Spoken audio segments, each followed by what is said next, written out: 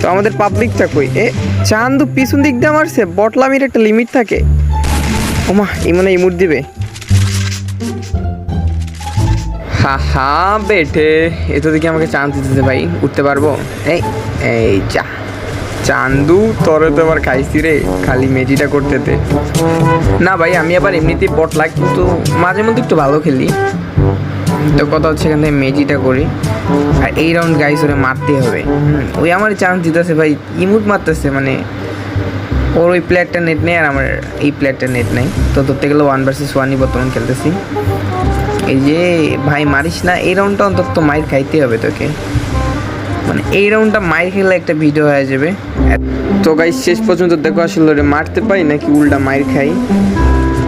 মানে এই পিছন ছাড়া সামন বুঝে, মানে এই শুধু পিছন মারার দান্দায় থাকে কি রে ভাই, বুঝলাম না।